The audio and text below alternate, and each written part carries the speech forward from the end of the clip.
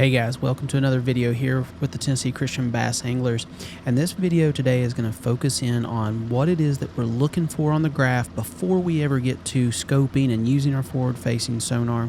And this video was kind of presented to us. Some people were requesting a video talking about what we did before we got to that point of scoping, tight lining, throwing the Kitech at these bass and trying to hunt them out with the forward-facing sonar. So what you're going to see here, and I apologize for the poor video quality, the glare that we have. I wanted to get a little bit of action footage of me actually idling and looking for this bait. Now you can see that I've already been in this pocket. I have some waypoints that I've put down so that I know that there is bait in here, but this is where I would start looking and how I would start looking. I'm going to go right up the middle of these drains, these ditches, these creek channels, whatever you want to refer to them. They got many different names. But again, I'm going to go right up the middle of this gut. And you can see that there's a point to my right. This is going back into a pocket. I'm in the Cove Ridge area on Watauga Lake.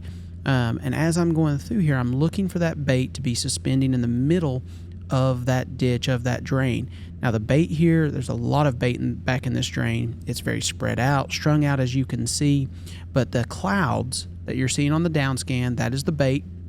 Then I'm looking for like individual hard return dots, bright white dots that are in or around that bait. Those are the bass, the actively feeding bass that might be running through it, or they might even just be suspended around it if they're not actively feeding.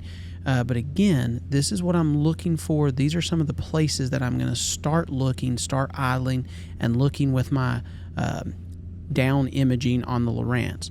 Now, I have a few screenshots that we're going to look at. They're going to be much more clear, easier to see, that we're going to break down here in just a second.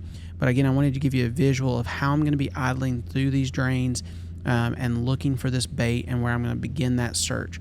So let's go ahead and jump over to the screenshots and look at these other visuals that I have for you that we are looking for before we start scoping. All right, so this first visual that I have for you here, this first screenshot, you can see that, again, I've pulled in, this is off the main channel. We're just up above Butler Bridge on the left on Watauga Lake. We have come into the pocket. I've gone straight up the channel and then working my way back out.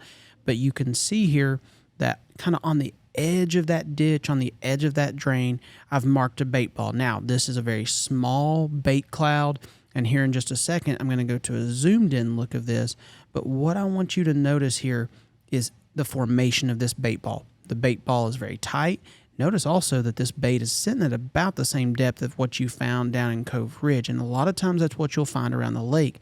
If you see bait setting up in one certain depth level, you can kind of run that depth level through other areas of the lake. But again, notice how tightly packed, more of a circle this is. It's not as strung out as the other bait that we saw. Now let's zoom in really quick on just that bait ball. So what you're going to see here zoomed in is you're going to see a very, very faint, tiny dot kind of off the backside of that bait ball there.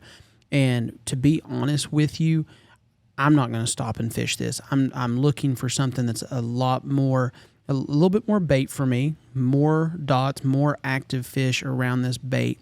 But again, that tighter circle tells me that there's not as much active feeding going on, or there's not as many bass around it to keep this bait moving.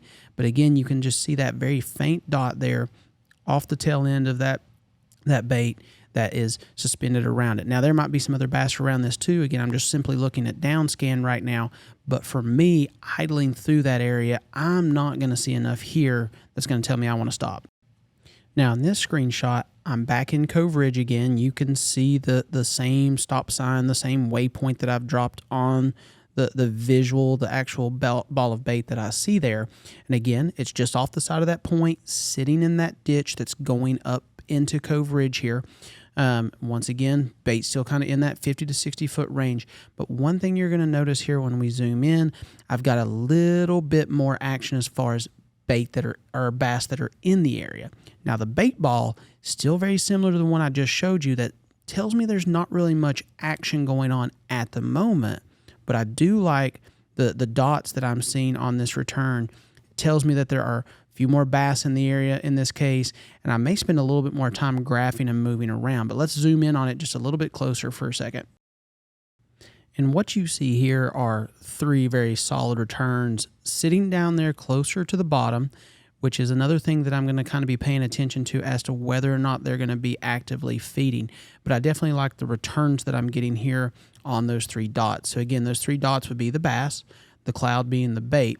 But again, looking at how closely packed together that bait is, I'm reading into the fact that those fish are not super actively feeding right now. I still may stop on this and cast at them again, because anytime you can get some competition, if you see multiple fish around each other like this, you can get competition going on, get those fish fired up with some baits, with a Kitech, with a Damiki, maybe even a spoon in this situation. But again, I like the fact that I'm seeing some more bass around this bait ball than what we saw with that one that I just previously showed you. All right, so now in this image, we're getting into a much more favorable situation for what I would like to see if I'm going to scope, if I'm going to use my forward-facing sonar to specifically try to snipe these fish with a Kitech, with a forward-facing sonar minnow, jig head minnow. But what I want you to see still went straight up the gut here of this little drain, this little ditch that's just off the main channel here. This is up in the Watauga River, heading up towards Pioneer Landing.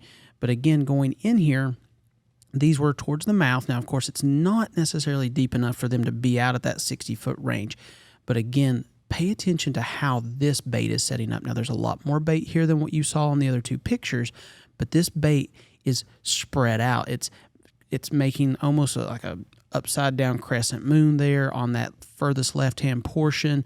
But even up there on the top right, where it's higher in the water column, this bait is really kind of distorted and disoriented. It's not a perfect bait ball, which tells me that there are active fish feeding. So let's zoom in on this image as well. All right, so as we zoom in on this image, again, what you're going to see is you're going to see a good solid return of a bass in the middle of that bait there, where the bait's being kind of pushed down to the bottom, being spread out. But also, if you look up to the top right of kind of that circle next to the yellow stop sign, I'm seeing some dots up there high above it. And then also there's one in the bottom right of that really bright bait return. I can see a dot inside the bait there. But again, whenever the bait starts to get disoriented and distorted like this, where it looks like they're making crescent moons and they're not in perfect balls and they're stretched out a little bit in certain areas, that tells me that the bass are actively feeding, actively moving through this bait. Now again, this doesn't guarantee bites. Again, you're going to have to trick them into eating. They've got plenty of live forage right there for them. But it tells me that they are actively feeding in that situation, and that's going to give me a better chance, because when those bass are actively feeding, actively competing, if I can get a bait in front of their face or get a bait near them, I got a good chance of getting bit. So this is one of those situations that I like what I'm seeing. I'm definitely going to stop and spend some time here with these bass. You can still see some other dots off to the sides in different places here, but these fish are actively feeding on this bait. They've got it pushed around. The bait's on the move. And that's a good thing for me and a good thing for you when you find it. All right, so here we've changed lakes on you, okay? I'm back in the spillway at South Holston Lake, back in Riddle Creek. And what you're going to see here, and this is a little bit earlier in the year as well, the Watauga was in the February time range, maybe the end of January. This is back in December. But again, this is going to be a technique and a process that I use from the end of late November, December through March, really, until these fish move up onto the bank to spawn. But one thing you're going to see here again is that stretched out, blown out move of the bait that tells me that fish are actively feeding here. But again, I'm in the middle of this drain, in the middle of this ditch moving up. There's a flat off to my left. So this bait is suspended here.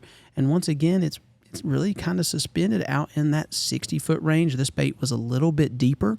But let's zoom in here and look at some things that I really liked about this, the bait balls here and the actively feeding fish here in Riddle Creek. All right, so one thing you're going to see here zoomed in is there are a lot of those good returns, single dots here that are grouped up, telling me that there's a lot of actively feeding fish. Now, not all of these are bass because, again, there are some perch in the area. There are some lake trout here in South Holston that feed through these bait balls. But again, going back to some of the earlier images, you can see here how the bait is blown out. It's not in perfect little balls, which tells me that the bass are running through it. The predator fish are moving through this bait, spreading them around, keeping them moving, keeping them active. You can see a little school here of something on the right-hand side. And one thing that we see a lot on the live scope is you'll see these smallmouth in packs of 3, 4, 5, sometimes more, but a lot of times my experience has been seeing them come in packs of 3 or 4, and you'll see them come swimming in off from the side on the live scope, and they will run through the bait. And one big thing is paying attention to what depth that they're at when they come moving in here. But again, here on the circle on the left, you can see a nice bright return. On the far left in that bait ball, you can see those dots over there to the right coming in.